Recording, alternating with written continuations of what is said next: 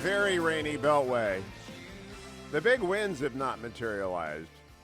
Last night, wrapping up dinner with a friend, and he headed off into the night, into the wind and the rain.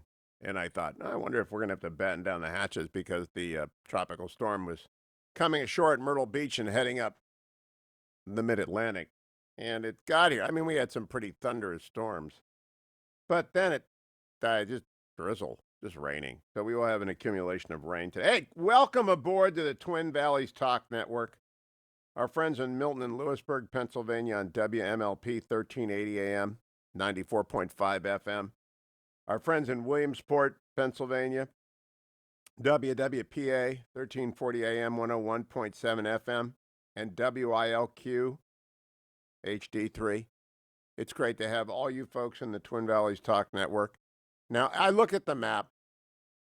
I have not been to the Twin Valleys, so I do not know. I used to live on the Pennsylvania Turnpike, so I've been by the Twin Valleys a lot. I mean, I used to drive the PA Turnpike back and forth from Warren, Ohio to Washington, D.C., and back and forth from Warren, Ohio to Boston, Massachusetts. But I never went over to Williamsport or Milton and Lewisburg.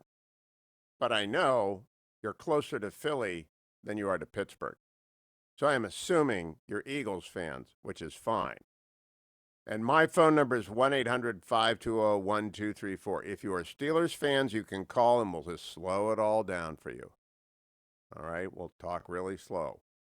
So you Steelers fans who are living in the Twin Valleys, you can call, but we'll be very deliberate with you. See, I'm a Browns fan, and I know all about Steelers fans.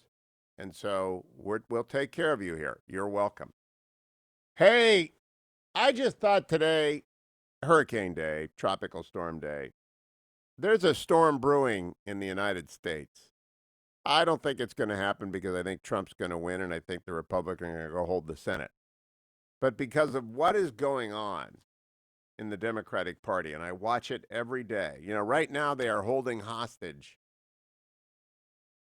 unemployment relief for people.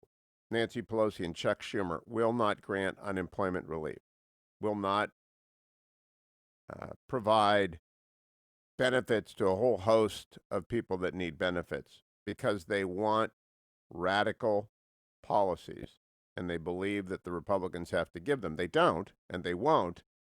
But Mitch McConnell's holding the line, saying, you know, we will extend some unemployment benefits and we will provide assistance where needed to particularly hard-hit industries, but we are not going to bail out blue state pension funds, and we are not returning the income state deduction, state income tax deduction, or the home mortgage interest deduction. That deal was done 3 years ago. It was working until the Chinese Communist Party unleashed the virus. So within the Democratic Party, there's this radical turn. Radical. It's not your parents' Democrats. It's not your Democrats. It's AOC and the squad's Democrats. And their agenda is to hack, pack, pack, and tax. Can you remember that? Hack, pack, pack, and tax. They're going to hack the Senate filibuster into shreds. And once it's gone, they will pack the United States Senate by adding D.C. and Puerto Rico as states 51, 52, 4 senators. They will pack the Supreme Court, like FDR tried to do in 1937, and then they will simply tax everything that moves, including your retirement. Hack, pack, pack, and tax. They will tax your home. They will tax your car, the miles you drive. They will tax your retirement. They will tax your wealth. So they'll figure out, are you worth $150,000 when we take your home equity? And every year you've got to give us 1, 2, 3. It'll be like the income tax. It'll go up, up, up, up, up. But first, it all begins with hacking up the filibuster, packing the Senate with 4 new senators from D.C. and Puerto Rico that they believe will be Democrat. Then they will pack the United States Supreme Court.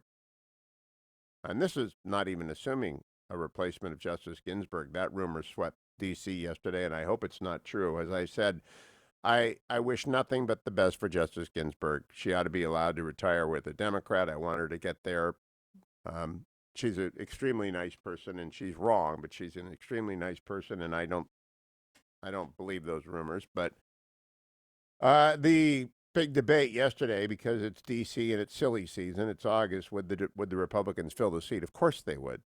Of course they would. They have the Senate majority.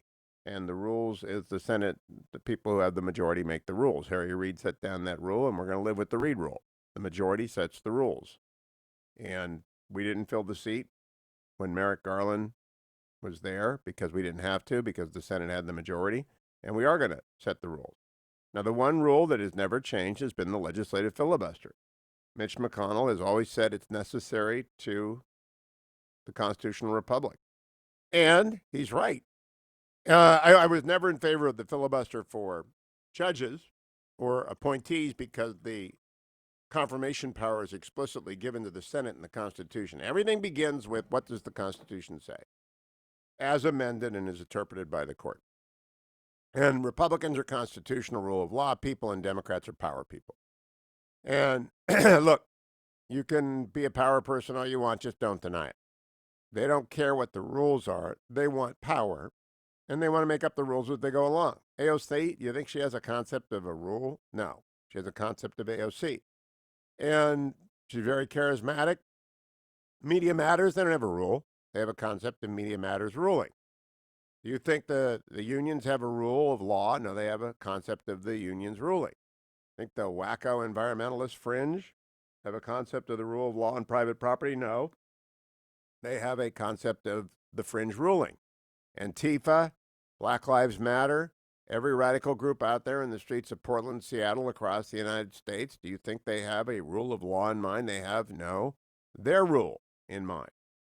And so pack, and tax is the Democratic agenda.